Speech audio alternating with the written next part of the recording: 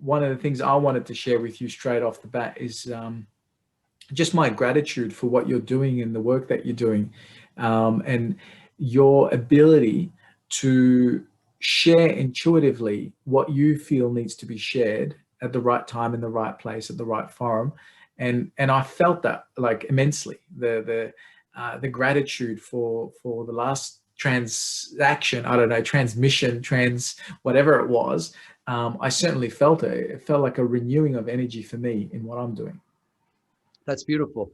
That's high praise, and I thank you for it. And the irony, of course, Bass, is that all we're doing and all we continue to do is speak truth. And how simple and easeful is that? It's the path of least resistance. And yet, in a time of great deception and great travesty, apparently, it's perceived as being an incredibly brave and courageous and stalwart and pioneering thing to do. But what an absurd reflection on the status quo that is. That simply speaking truth is Perhaps such an extraordinary thing.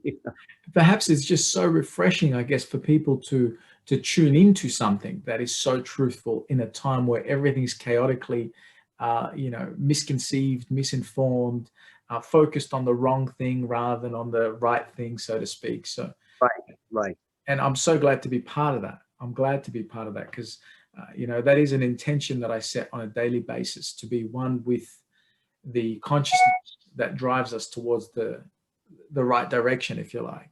Right, indeed. Well, I think you'll find that there's a hell of a lot of people out there who are absolutely thrilled at the fact that you are counted amongst the emergent leadership, which is unafraid to speak truth to power and to walk in a steady and slow path to planetary redemption. Because at the end of the day, when we have these conversations and when people looking in resonate to those conversations, all of us become capacitors for light and thereby for absolution and redemption of an old dying status quo.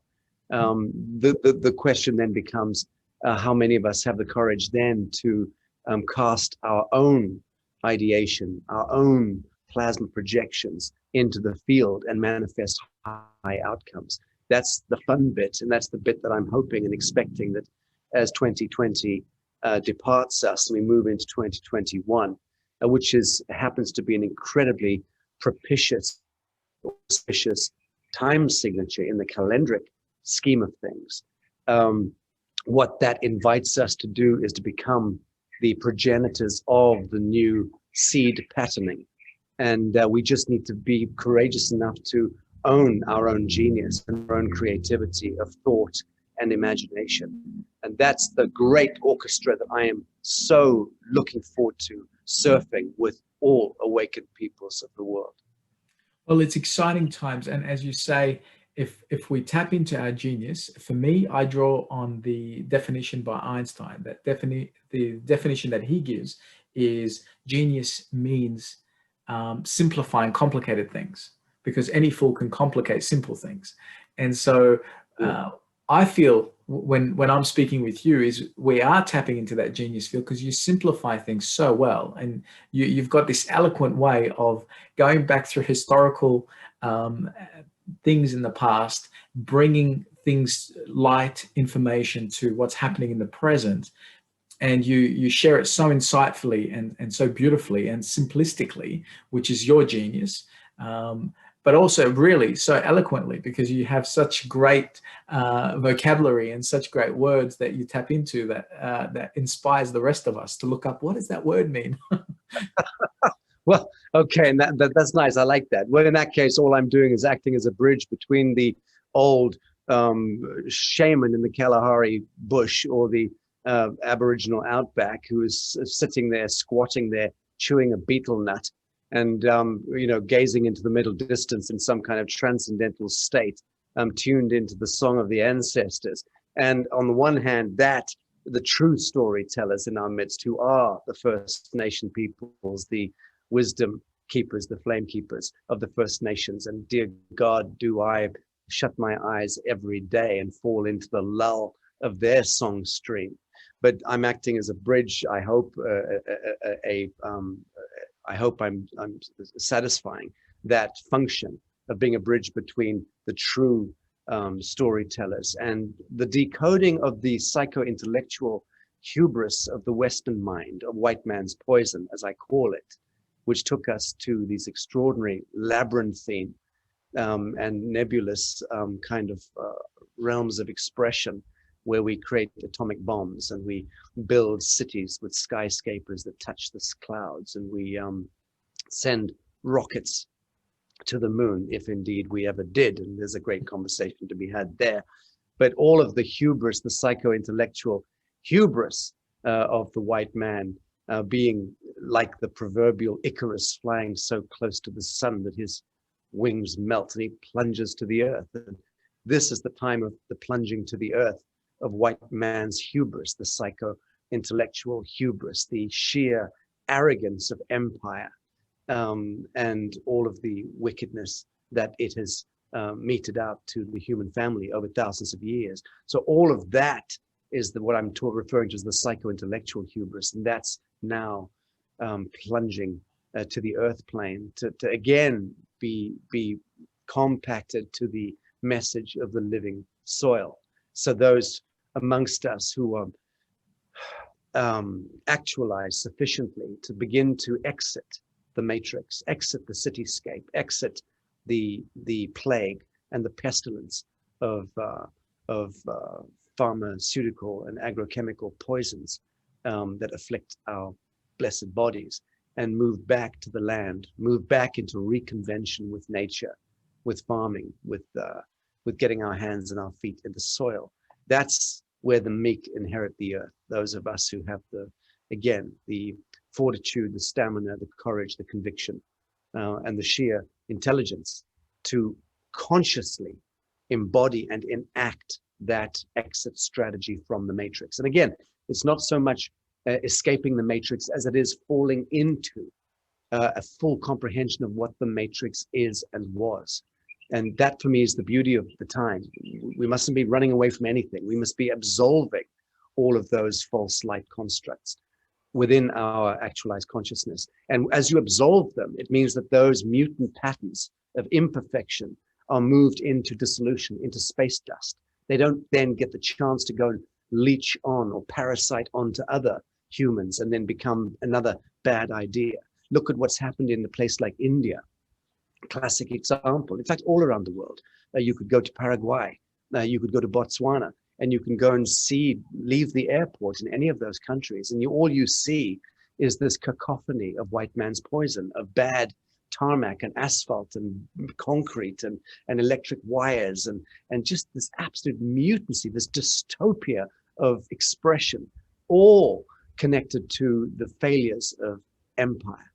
And yet that's become the new status quo. And so many of our blessed black skin, brown skin, red skin, yellow skin brothers and sisters are playing catch up with that evil empire and believing that they need to deploy all the tricks of empire in order for them to sustain. And if you go and, as you would know, if you go into their parliaments, into their congresses, to their assembly halls, in the portals of government, you see them trying to deploy the same old bad magic, in how to organize society, how to organize the resources of the people, of the land.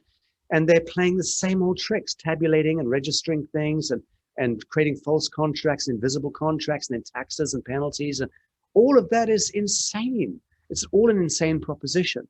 So I'm very much hoping and expecting that in the next year or two, as we see the dissolution of the North American corporation government, as we see that manifestly dissolving before our eyes this week, this month, as at the close of 2020, we're going to see that same franchise of the dissolution of Luciferian and satanic governments all around the world, and the superstructures that have issued through the franchise of government, which is to say, the state, the crown, the church, all the same thing.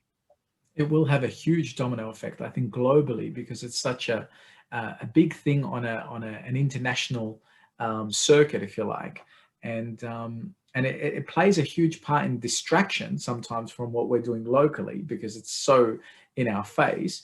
But once it happens and that sort of domino falls, it will have a huge effect. When you talked about the white man poison, you know what I think of, and it's everywhere here. It's the craziness of having alcohol stores on every corner, and yet I guess that there's no, when we talk about health and we talk about, you know, the holistic well-being of everybody, there's no disclosure or information, just like when smoking was the accepted and in thing. And now all they've done is they've just put the stickers of lung cancer and throat cancer on the packet. It's the same thing with alcohol. And I think alcohol is such a huge thing that really has impacted, let's just say, our Australian society here. It's used for people when they're celebrating, it's used for people when they're mourning, it's used for people in all these different occasions, and people don't realize how much it alters their chemical balance of their brain, how much it affects their body, how much it affects their health mentally and physically. Well, I can give you some scientific backup to what you're saying, which is fascinating. So if you apply the Dr. Hawkins scale of consciousness, scalar technology and the readings, I'm working closely with two very brilliant practitioners in this very vanguard science of scalar reading of soul frequencies, or you could say it's isotope frequencies, but the frequencies that come out of a human being or that come out of a situation. You can actually deploy a technology and read. You can triangulate by deploying 140,000 plus different vectors against that human being, that event, that situation. And you can build up a holographic field of reality to tell you, is that a healthy space to project your consciousness or not? Should you meet that person and do business with that person or not? Is that a doctor or a dentist or a butcher or a candlestick maker that you can trust? Yes or no? Well, we're now learning the art of divination is not just the preserve of gypsies in a caravan looking into at the tea leaves or the coffee grinds or the crystal ball. Actually, we've got good old-fashioned scalar technology applications that you can literally, from a standing start, completely dry, perfectly scientific and circumspect, you can deploy those readings against someone. And I'll tell you for nothing that to go to alcohol for a start, the signature frequency of alcohol on a scale of 1 to 1,000 comes out as 10. Wow. 10. So it is that diabolical. On a scale of 1 to 1,000, in terms of 0 being pure evil and 1,000 being pure light, pure enlightenment. 55, the soul frequency 55 is Anthony Fauci, Belinda, Bill Gates, and the work of Serco and the CIA and the Federal Reserve, the US Treasury, the National Bank of Australia. These all generally have a soul frequency reading of about 55. Alcohol is 10. Wow. Ayahuasca is 55. Marijuana is 55. These are not good for you. We're at a time now where we need to put away toys, childish things. Earth medicines and ayahuasca and iboga and marijuana, all these things served us at different parts, at different points in time, but no longer. We're actually required now to move into supernature.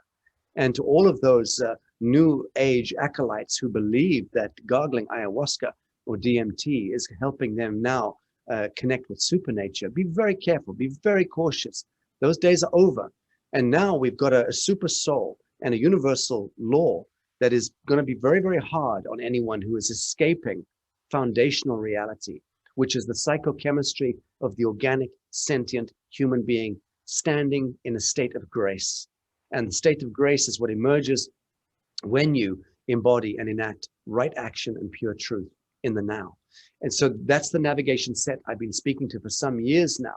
And more I'm going to keep speaking just to that, because we need to step away from alcohol and opium and heroin and cocaine and all of those psychoactive molecules and chemical compounds and drugs that issued off the opium trade of centuries ago, of the British Empire and the Dutch Empire.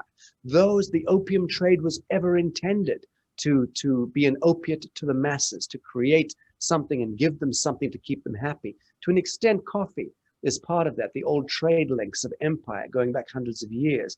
Coffee and tea, the tannin and the caffeine were kind of cocaine light, you know, a means of just giving bread and circuses to the people and giving them something to subdue their otherwise inquiry, their spiritual awakening, the revelation that was happening in our DNA was essentially blocked by the spice trade becoming the opium trade, which then evolved into things like alcohol, and taking alcohol from being a transcendent medium of some of the First Nation peoples.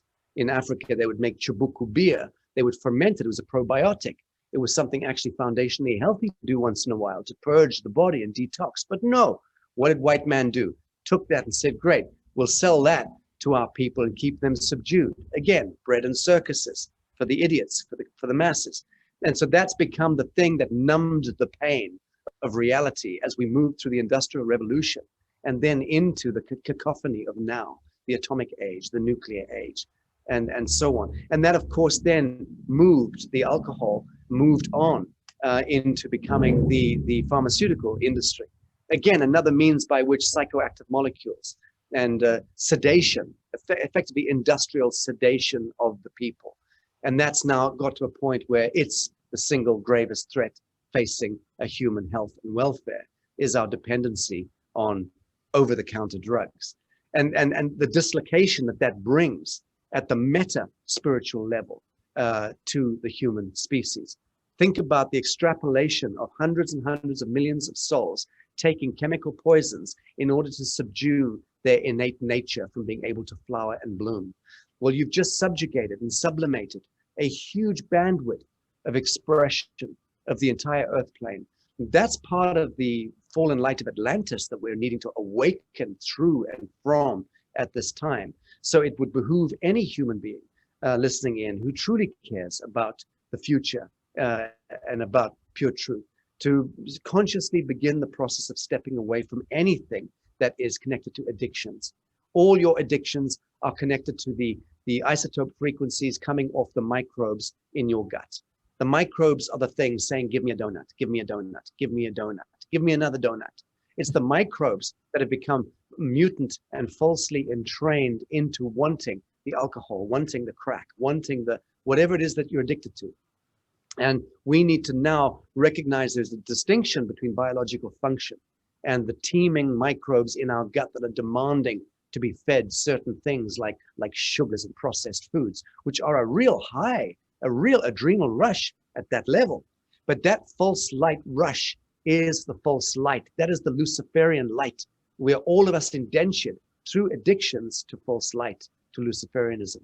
And that's one step away from consciously moving into satanic practice, where you begin to actually go and cause harm, loss, and injury in order to steal the Promethean fire, which ultimately ends up with raping babies, harvesting adrenochrome and blood in underground labyrinthine, conclaves. That's where it goes to.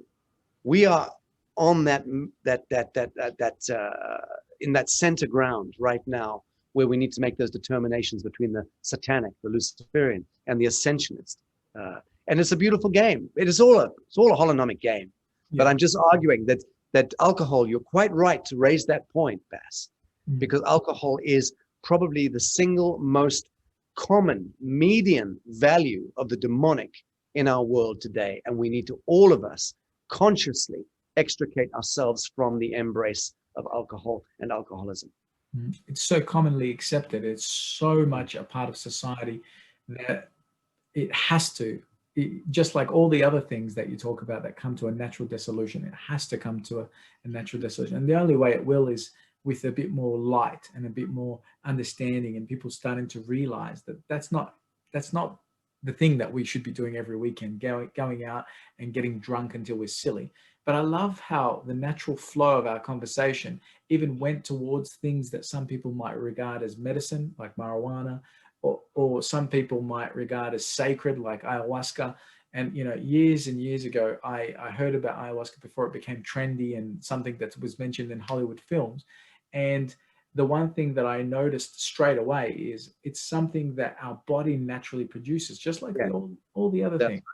And anybody that does it thinking it's a sacred tribal or ritual thing that they do to get closer to themselves or raise their spirituality, is missing the point, the paradox, the other side, that it could also be an addiction. It could be another form of addiction that they just keep going back to and going and doing. So I love that you've taken it there, that what we need to be doing right now is be more present, not looking for things that take us on a temporary high to disconnect or distort reality. Just be present in the current reality, own all of it. I love that we're taking it there. That's brilliant. I wanted to touch on one of the questions that I had. You mentioned satanic, and just before we were talking about ridding the body of all those addictions. And when we talk about ridding the body of all the addictions, I think of something as pure as fasting, and it dates back all the way to the master teacher Jesus talking about fasting. For 40 days and 40 nights when he was preparing himself for major tribulations. And I also remember him being in the desert and going, "Step away from me, Satan." Now, in my mind, as a person that was born in Egypt, brought up in a Christian Coptic Orthodox background, again, a minority group of a certain tribe of First Nation people, if you like, of Egypt rather than Australia in that case, I look at my religious and my spiritual meaning of this now as a man, and I think of my Christ consciousness being my ability to have the awareness of who I am, and allowing the old me to pass, to die, to get crucified, whatever, and to rise and resurrect to be a better version of me all the time with the light. And so in that case, I also allow my understanding to be that the Satan is something that is within me that is constantly going, "Why are you fasting for? Why are you torturing yourself? Why are you doing this? Why are you doing that?" And I've got to allow that to also fall away all the way, get behind me, Satan kind of thing. But I'd like you to talk to that, because obviously you got so much profound insight to what I've just explained in my terms. Thank you. Well, in the first instance, salutations to your DNA. The Coptic element is something which is so incredibly meaningful, and dare I say it, profound. I'm not sure that you're even aware of how profound that is. Anyone who is connected to the Coptic song in the DNA, RNA, is profoundly blessed, and I'll explain why. I'm very blessed myself to have gone and stayed amongst the Coptic bishops and Pope Shenouda in Wadi al-Natun in the desert of Sketis 20 years ago. I was in search at that time of meeting with the viziers, the oracles, the medicine men, the warlords, the terrorist leaders, the imams, and so on of North Africa and the Middle East. And I spent years doing that. And I got certain privilege of being able to go and meet with the Coptics the bishops at that time, and did fast with them at that time, just so you know. And sat underneath the very tree that Isa bin Maryam sat beneath over 2,000 years ago in the desert of Sketis. And I had to get there under military diplomatic purview, because there was no other way of getting there. To this day, people simply can't go and visit them. And that was right in the middle of the desert of Sketis. Now, what I learned from the Coptic bishops who had prepared food for me when I arrived, and they were in the middle of their fast, which was a very long fast. I can't remember how long it was, but it was weeks long. And I went into the underground catacombs with them. Of course, they wear their beautiful skull caps with the cross on. They're all in black, and such beautiful souls, straight out of the Bible. And I went into the underground catacombs with them, which were just infused with incense and smoke. And it was something out of, again, just a biblical scene. And I was taken in to meet in the underground catacombs, sit with the relics, the bones of many of the old saints, some of them going back thousands of years, and understood something of the magic and the mystery of the Coptics. Now, they are the synthesis of the Islamist mindset and the Christian mindset. So the Coptics really created a perfect syntropy and synthesis of Islamism and Christianity. And whenever there was any kind of a battle for supremacy going on the surface, they would all go underground and live underground, sometimes for many, many months at a time. They have air shafts, and they have sunlight that comes in certain pockets, and They have underground water there, even though it's the middle of the desert. And then they were able to sequester themselves and hermetically seal themselves for months and months at a time. You know, I'll remind good people of the world that it was the Coptic bishops who came up with the Dead Sea Scrolls and threw them at us a few years ago. They've got a lot of secrets underground that they still hold on to. They are the safekeepers and the wisdom keepers of some of the arcane knowledge and gnosis of humankind connected to cosmogenesis and so on. So that all of that speaks to the fact that the Coptic element is standing on that indivisible duende line between the this and the that, between the seen and the unseen, the manifest and and discarnate. Very, very powerful. And the reason why I love to speak on this subject is because it's become the theme of my life, which is to place oneself as a perennial witness in that state of permanent insecurity, to always position one's aspect in that indivisible line and not to cast judgment or throw stones, but to be very, very definitive in the flame of pure truth. That is the duende line. That's the blessing of the Coptic song within your own DNA.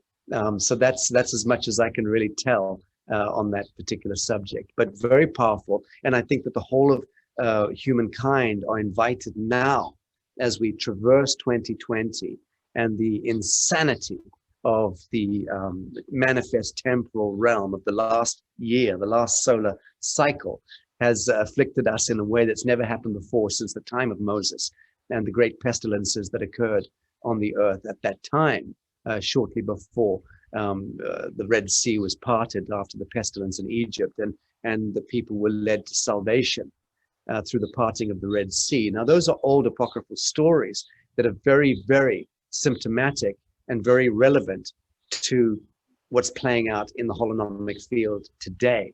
It's the same thing. The question is, where is Moses? Where is he? Is he coming? And why is he not arrived? And does he have a long white beard? Is he holding a staff? And can he indeed part the Red Sea so that we can escape from Pharaoh, from Caesar, from the crown, from the state, from the government, from the tyranny of Yaldabaoth and his minions operating through the technocracy of this world that is systemically destroying the fabric of human soul? That's the question right now. The answer to that, of course, is Moses has arrived in the song within our DNA and our RNA, the awakening codons, the awakening junk DNA, so-called junk DNA within us is the redemption, the absolution, the Moses, the Noah, the Isa bin Maryam, the Ishtar, the Jesus, the Magdalene, the Sophia. Those archetypes are all now perfectly nested within the song inside our Adamic DNA, RNA. We simply need to sit inside our hermetic cave in a building in Singapore or Mozambique. And we need to be where we be right now, whether we're under house arrest or quarantining or in a prison cell or self-isolationing, or it doesn't matter. Whatever the orchestra of chaos out there has forced us into, we must each of us simply be very present in that hermetic cave, the alchemical laboratory of the now. And we must recognize that we are that creature that we have been praying, adulating, lionizing, idolizing, worshiping, that the idol must no longer be out there. We must take all that iconography and iconoclasm, and we must now release ourselves from false light adherence. We must own that those archetypes, the quintessence of all of those blessed archetypes that have been such great teachers and mentors to us, are now nested perfectly within the Atman, within ourselves. And in that space of knowing and being, move into congruence with our divinity, and then step out into the daylight, breathe the God-given oxygen, blow the cobwebs away, which are the governments, the mandates, the structures, the apparatus of control and supremacy and dominion. Blow it away, blow it away. We're invited, each of us now, to be that regenesis. And it doesn't need to be a long, painful, arduous task. It can be one that happens almost in the blink of an eye. And therein lies the true code of passing a camel through the eye of a needle, because it all is contained in the now, in here, in the Atman. I am the one who puts a camel through the eye of a needle, because I'm the one that can conflate the eye of a needle to bigger than a camel. Or I can reduce the camel to a smaller dimension than the eye of the needle and pass it through. And I've always, as the Adam, had that capacity. We have always had that Christed capacity. Now we must own it and know it to be thus. Totally beautiful. I love this, and I can listen to you for hours, if not days, talking about what you're talking about there, because it makes beautiful sense. And I think the only thing that corrupts us from getting to that level of purity is the system's money, and the system kind of buys people, if you like. They buy them in terms of the distraction. Um, I mentioned we had a baby just born a couple of days ago. Of course, part of the system is you've got to sign paperwork, create a birth certificate, but all these sorts of things. And I think I welcome the days where the system is more harmonious with humanity. But at the same time, I'm conscious that a lot of people are bought by that chaotic system in so many different ways. And they still keep playing the same roles, which I think maintains the same system. I suspect that you know full well that I'm going to pull out a bit of a stick right now. Bring up the stick. I do pull out a bit of a stick. So let's break that down. I love what you've just said. I love the context of that you brought this into focus. You are a beautiful man, a realized man, and clearly an incredible, benevolent father. And within your family unit, without a doubt, a hero. And it's all going to be a beautiful outcome. That's assured by the quality of your frequency. But that aside, you are also speaking as most pedestrian good souls speak, who are speaking from within the fiction. You said that we are required to do X, which is to register our child to the state, effectively. That's what you're referring to. And I'm going to correct you with my stick. And no, you are falling into the delusion and the illusion of thinking that you are required to do thus. You are not. And the problem with all of us, an acquiescence and obedience to rogue authority and to false light edicts, always comes down to this, and the failure of ourselves to create the distinction within ourselves of that which we are required to do and that which we are not.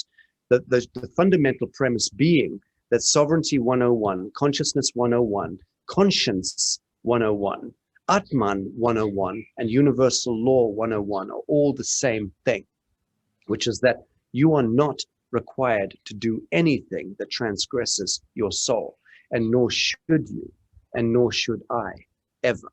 So how do we then navigate the fiction of our lives, having given birth to a child and needing and wanting to hold on to that child and not have Cronus, the state, come and steal the child from you, as most surely it will, given half a chance, because that's what Cronus does. Cronus is the crown is the state.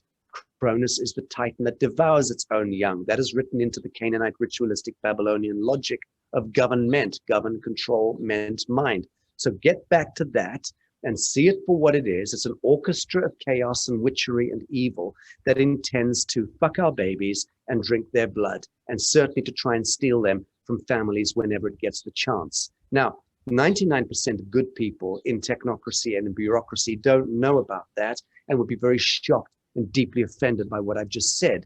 Well, all I can say to them is, fuck you. And the reason why I'm saying that is because you are the enablers. You are the unconscious, the great unwashed, unconscious enablers of the status quo, because you have allowed yourselves to be cult programmed and dripped into position.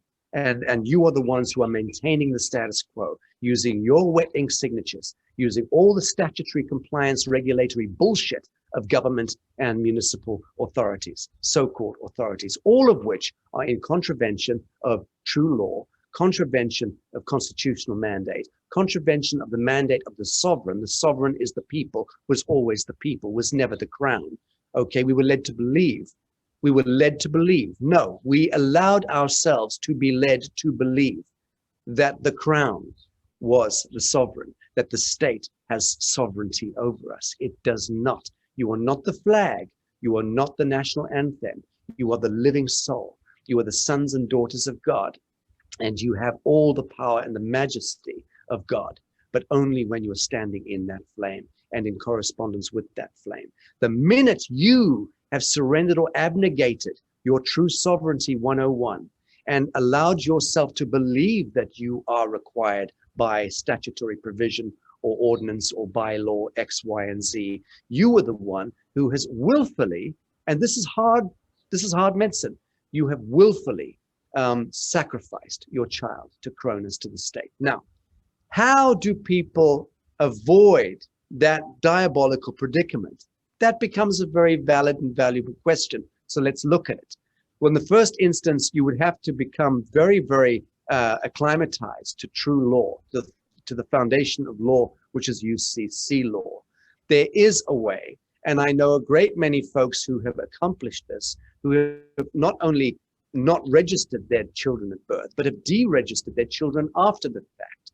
So you can, must, and should uncouple and deregister. The good news here, Bass, is that I'm going to be inviting you to a council that we're setting up in the new year with some of the world's, no, I'll say it happily, with the world's leading experts that I'm aware of, and trust me, I'm aware of most, if not all of them, in allodium title, in reclamation of your own straw man.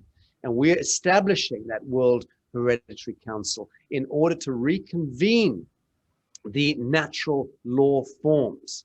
This is something moving beyond what we were doing with the International Tribunal for Natural Justice, which was to set in motion judicial commissions of inquiry. We now need to move to the soil and move to the hereditary leaders and the elders, the wisdom keepers, bring them into regenesis and get all of the true law forms brought back in. Now, the good news is that in that council, we are also using uniform or universal commercial code and the foundation of, Black's law and the applications of all the most advanced and abstruse wizardry in law forms. We're also bringing those experts in, up to and including the US Postmaster General and the use of quantum syntax. There is going to be a way very, very shortly where we can offer those blueprints or templates to people en masse and ensure that all living souls can use certain very simple template and blueprints in order to uncouple themselves and disentangle themselves from the fiction, which is to say the invisible contracts, the first one being the certification of live birth, and then the registration certificate that follows a few weeks later, and then the indentureship into a trust, an all-black block capital trust, Mr. Bass Tadros, or Mr. whatever, it doesn't matter. All of this is connected to the invisible compacts, the invisible contracts. Once we've cut the source code of that, which is the indentureship through the birth registration, it's over, contract over. Make public notice of that. We'll show you how to do it. And then it's over. Then there is no further any covenant or contract or compact with the state or with the crown. So we don't even need to do that because the crown and the state, the government themselves is under dissolution. That's already begun. What Donald Trump is doing right now, today, this week, this month, as we move towards the equinox, the European solstice in just under 3 weeks' time. It is under dissolution. As we move into 2021, move through to 2030, there will, as I said, I think last time, there will be no government left on the face of the earth because we never required it. It was only ever the utility of princes and popes of old and powers that were stealing supremacy and manufacturing reality and dominion thereby. So that's all going to be part of an old Atlantean era soon enough. But suffice to say, within weeks and months, we will have the tools laid out perfectly clearly in all languages that people will be able to deploy to disentangle themselves from that foundational satanic construct of a birth registration certificate. That is absolutely music to my ears. It's such great news. I'm so glad you pulled out the stick because you're what I call a very healthy um, being, in the sense that even when we do bring out a stick, it comes out with setting things straight and providing solutions. It's not just about punishment or trying to make something wrong or right. It's about bringing the answer, the solution, and I think that's what's healthy. That's what we need, is more solutions, because there's so much broken, if you like, or not broken, but so much that needs to be made whole and seen in different lights. So I'm so glad to hear that news, and thank you for the invitation. I'll humbly accept. Very Um, good. I think what's important, and I believe it was actually in Bali the first time I ever heard of soul contracts, and I remember doing a little, reading, or a little ritual, if you like, to break some of those soul contracts. And I thought, but what good is this? Me saying the things that I'm saying to break those spiritual or esoteric soul contracts, if I still have my driver's license, my birth certificate, I'm still required to pay my taxes. I do Yeah. have a Mr. Bass Tadros trust, and so you're spot on. So, and that's where I think we're heading. I see what you're saying. The dissolution of that domino effect we talked about, it's going to start to dismantle and dissolve lots Which of. is why, which is why the Australian corporation government, which is again an extension of the Commonwealth and the Crown of England, which is to say an extension of the US Treasury Department in collusion with the Bank of England and the Vatican Bank, which is to say the Black Papacy, which is to say the Superior General and his satanic commands issuing through the Jesuitical order. That is the progenesis of all of the evil and the wickedness that eventuates into the Australian corporation government, with a couple of Mandarin sock puppet salamanders like your current prime minister and the various governors. That's why those creatures are so bereft of any real animals. They've got no red blood. I took a goddamn stick to them last time. I don't need to do it again, so I'll be kind now. I feel rather sorry for these creatures. They really ought to be given hot milk and sent to bed without a cookie. But that's it. We need to simply disavow these creatures. They are salamander, mandarin class, partially ensouled creatures who've long since departed from the light forms in their own heart-mind synthesis. And that's okay. That's a choice. I say again, you can deploy the Hawkins consciousness scale at a Dan, whatever his name is, what's his name? Scott Morrison.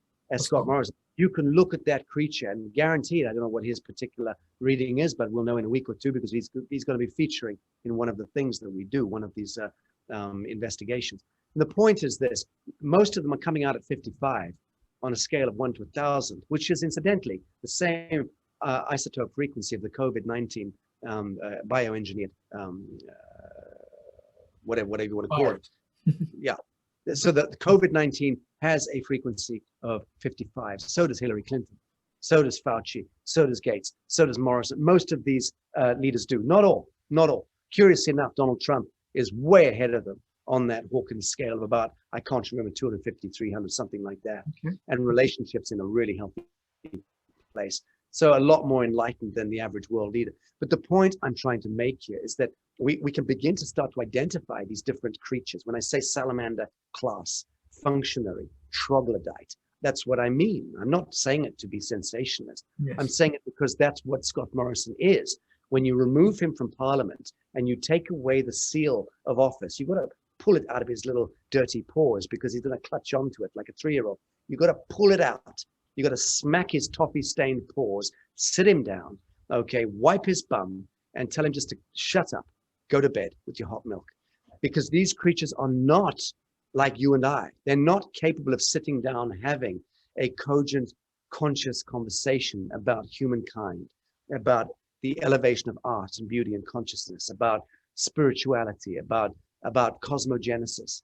These people are only functionaries, troglodytes, who are invariably living out 100% to their soul compact. So now this is the curious thing. And you have to appreciate, we did the readings on Fauci. We see that he's 100% in alignment with his soul purpose.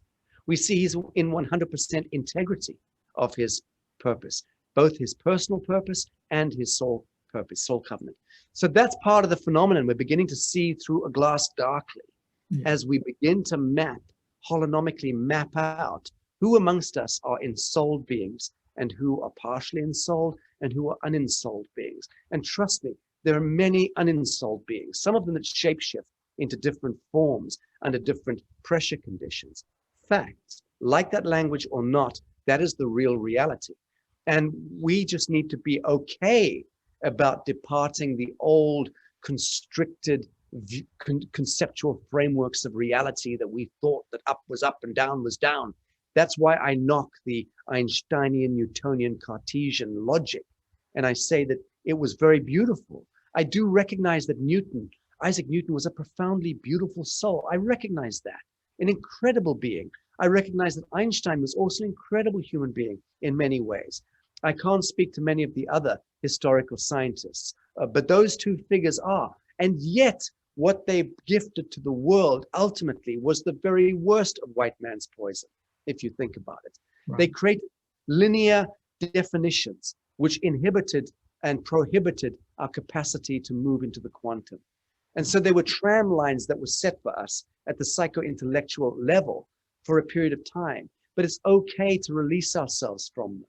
Now is the time to release ourselves absolutely from them and move into that quantum void. So disassemblage of government, of all of the artifice out there becomes your duty of care. It becomes my duty of care. Any of us who are awakened within the dream spell and can see that that public health administrator lunging towards you with a fucking vaccine is only going to kill you. It's only going to harm you. It's only going to destroy your immune system and bring about an endogenous genetic modification of your RNA so that the next generation of human being has no capacity for empathy. And therefore we become a perfect drone class, just like Zuckerberg and the CEO of Twitter.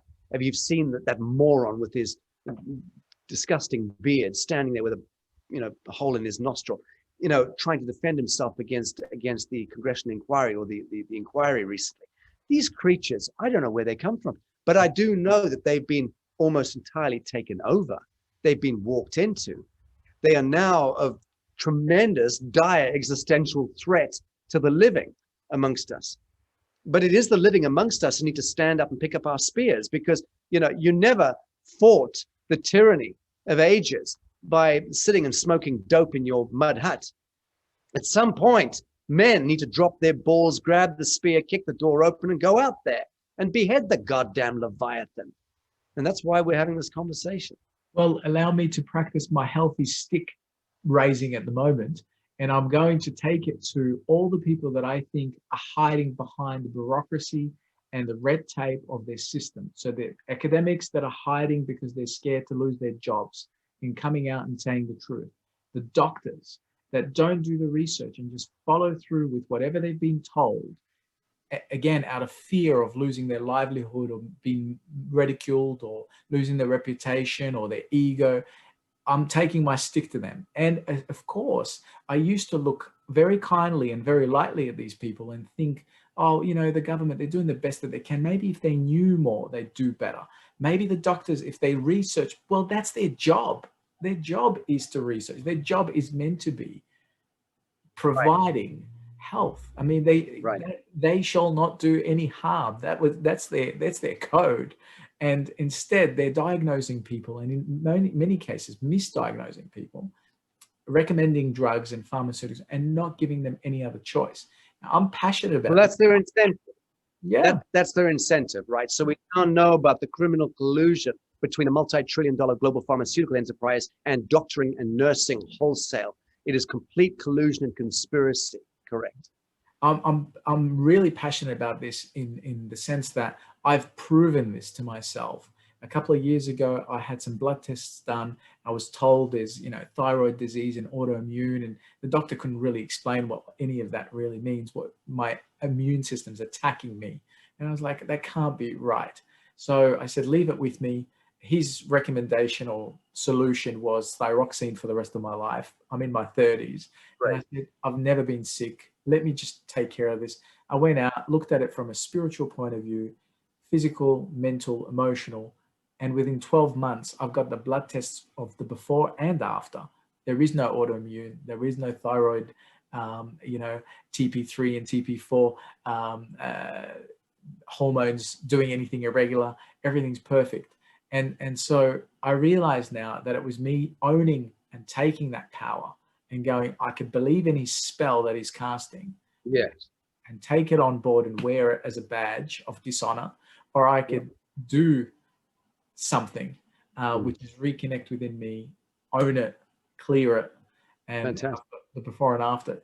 And so it's the same thing for doctors, for prime ministers or ministers of any kind. They need to step up and own it, and either be part of the solution or be part of the dissolution.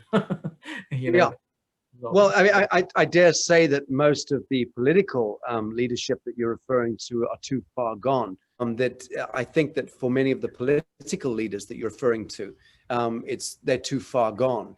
It's too late, because most of them in many parts of the world, if not most countries of the world, have already committed gross treason and embezzlement of public funds, extortion of monies through penalties and rogue taxing. They've committed willful manslaughter in some cases, unlawful killing in other instances.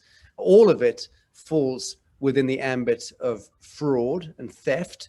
And one could almost, I think, also level genocide at some of them. So go figure.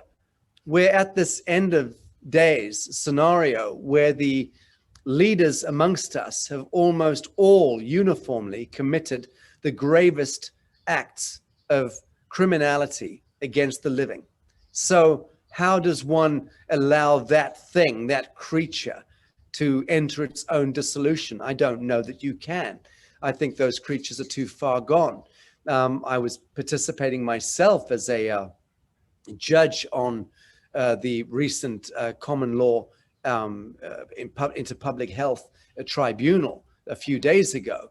And I think there were over 30 judges from around the world convened in that. I think the world will know about that tribunal in a few short days and weeks. But we were looking at these subjects and looking at how many seminal figures on the international playing field are seminally responsible for the travesty, the abomination of 2020 Corona COVID-19. And there's certainly about 130, 150 key figures who are directly connected into this conspiracy. And the indictments were issued, the injunctions and the writs of mandamus and all that were extended, and the enforcement recommendations. But the bottom line is that we've reached that axiomatic point where leadership wholesale has done unto itself, irredeemably, irrecoverably. And it's okay for you and I, as living men of the soil and also as sons of God, it is okay for us to be the ones to speak to the pure truth of the matter in the now, which we're doing in this conversation. When this conversation becomes the conversation around every kitchen table in the land, now we have paradigmatic shift. That's going to happen very, very quickly. Mass arrests are already underway. If you've studied the trajectory of aircraft in North America in the last few days, actually it's in the last 2 weeks, you will see that the air traffic moving into Guantanamo and into certain military bases around the world has increased by something like 2,000+%. Wow. So it is out of control.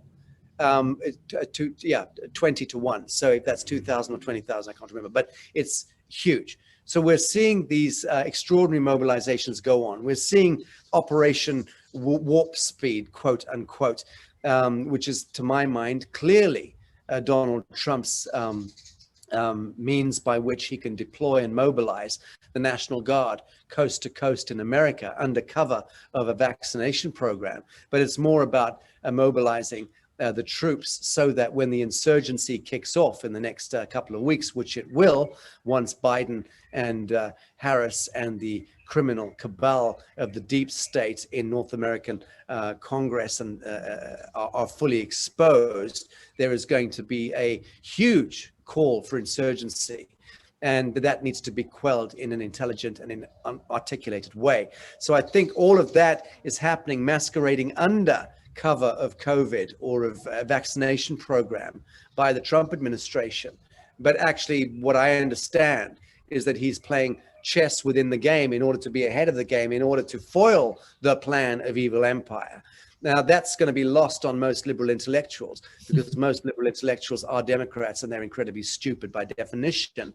They can only use long words, but they can't understand the simple truths. And that's the problem also of the alpha and the omega coming to a kind of a fulmination point in our time, is that the cleverest amongst us have become the most idiotic, and the most unwashed middle pulse of Australia have become the true enlightened human beings in the social ecology, and middle America and middle Belgium and middle Mozambique. That's part of the beautiful alchemy also of our time. I'll leave it at that, Bass, but it's all good.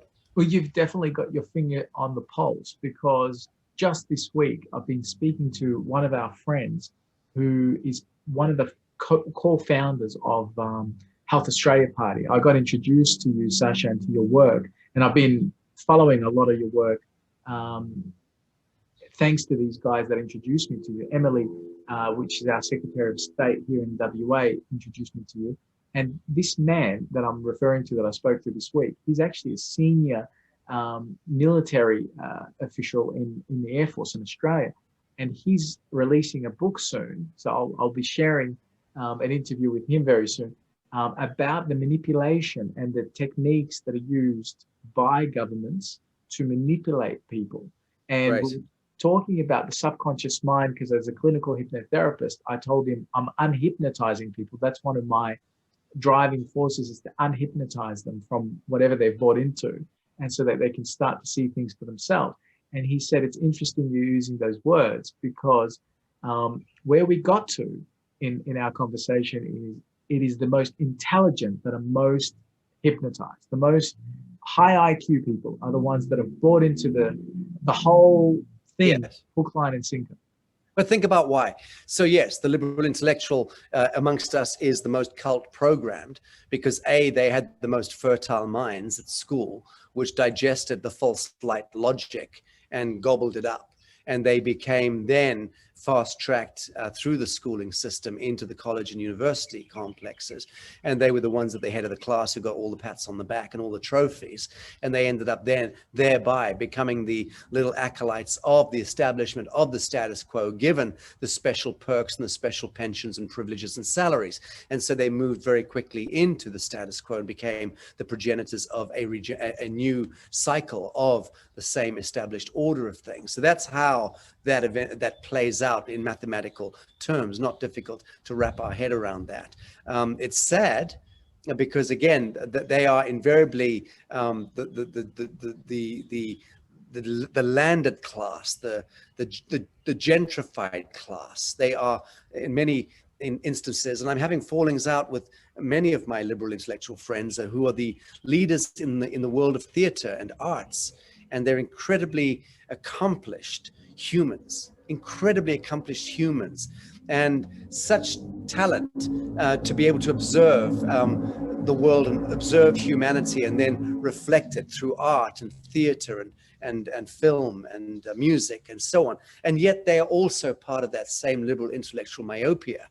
They simply cannot pull their heads out of their educated arse to actually stand in truth and see the pulse of reality and humanity as it's emerging in the now, not how it should be. Of course, a man like Donald Trump should never be in the Oval Office. Of course, it's an abomination that a billionaire tycoon of questionable business pathology and personal appetite should ever ultimately take the Oval Office. On the other hand, for me, he's the perfect man, because he is a man. He's a red-blooded man.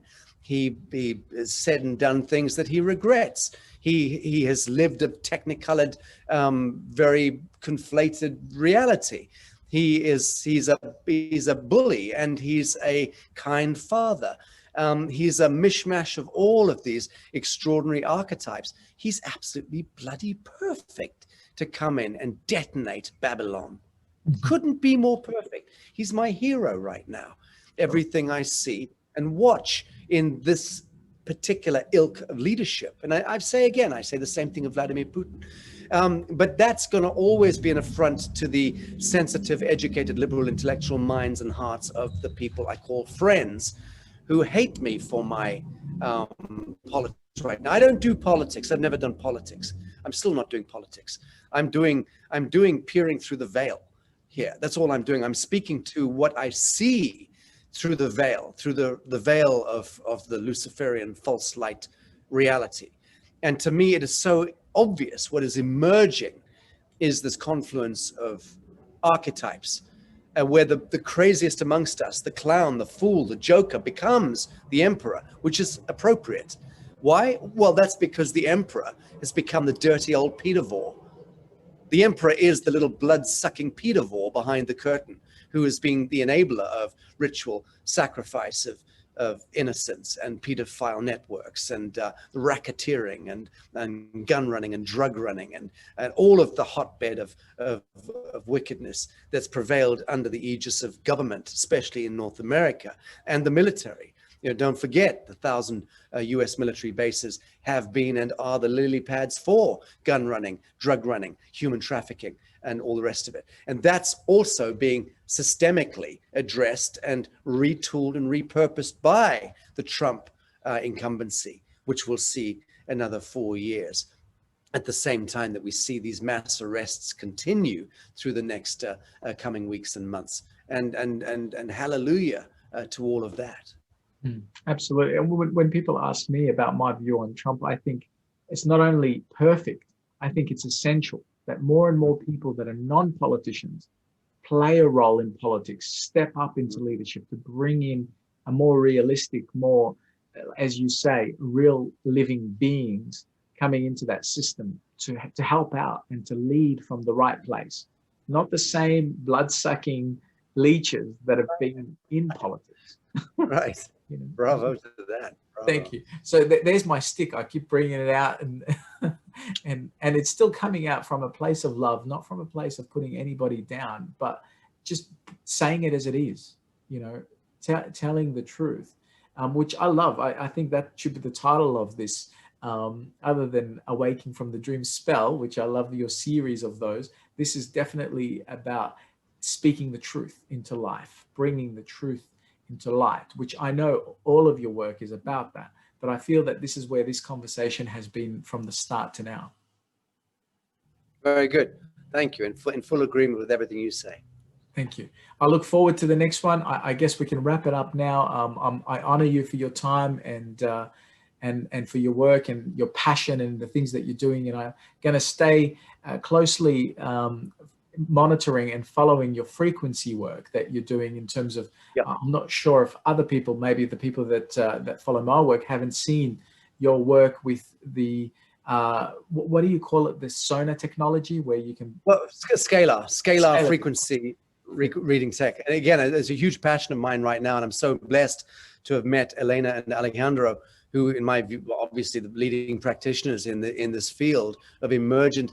It's not consciousness as much as it is science, but they happen to be highly evolved and very conscious beings, so that when they do the readings, they're able to express and interpret the readings and the triangulations in such a way that makes tremendous sense.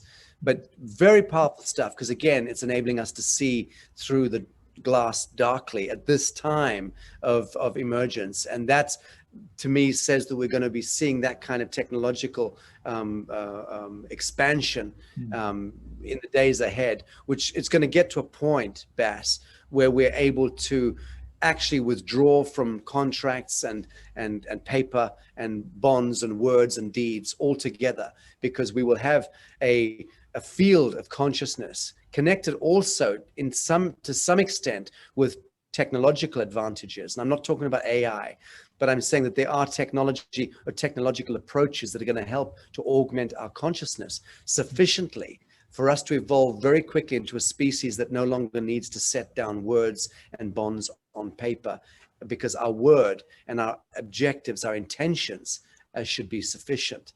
We should be in a telepathic, psionic state of communion, where I know you're not going to screw me over in business, therefore I embrace you as a brother, and we move forward. In point of fact, we won't be doing anything called business at that time, because there'll be no commercial exchange. There'll only be entanglement. There'll only be a communion of expression and of artistry and of expansiveness and of affirmation and of anything that affirms and creates and beautifies. That's where we're moving as a species once we dislocate ourselves from this crazy thing called government and all the systems thereof.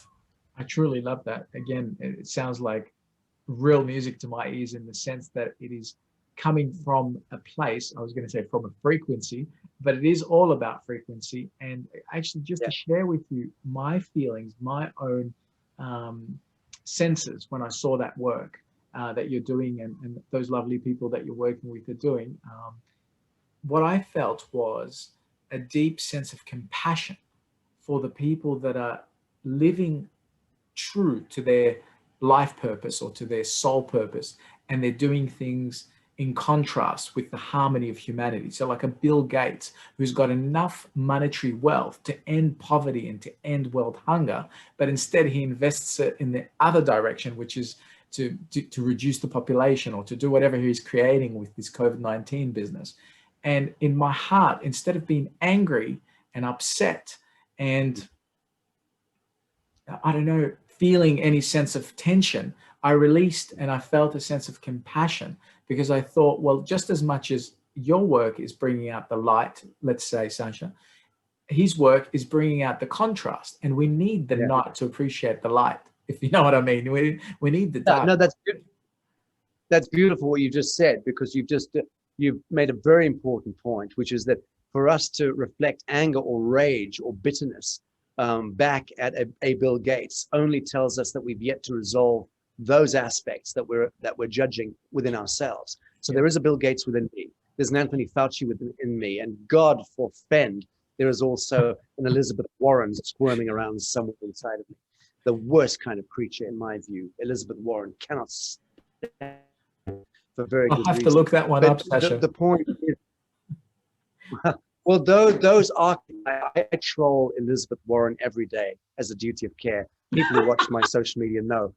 I go on and I spend a good 40 minutes a day at the moment trolling Elizabeth Warren and her followers. I have to do it. I can't not do it. But then the point, because I would one day do a show on why I single out Elizabeth Warren in North American politics. But because that's the most deviant matriarchal element in the midst. It makes Hillary Clinton look light. Wow. So dangerous, so destructive, and so genteel. And so appealing. So it sounds like the rather leader like of New Zealand. Yeah, well, that's just a grizzly woman, full stop. I mean, I never bought into the Jacinda complex. I think, no, but yes, that's also an archetype. That's a Madonna archetype that has been flipped, inverted, and inserted in as a software program. And it's a satanic construct. And she is the issue of a satanic construct. But that indeed is definitely another meet, but we should go into some of the seminal archetypes, not to tear an arsehole into them, but to look at them and recognize that they're also embodiments of unresolved aspects within ourselves. And that once we, as a family of actualized beings, resolve those collective unresolved aspects, that we will no longer feel the need to conjure them into the political playground. We will return back to the halcyon age of ancient Greece, what it ought to have become, which is senators or elders moving around with beautiful flowing, tunics and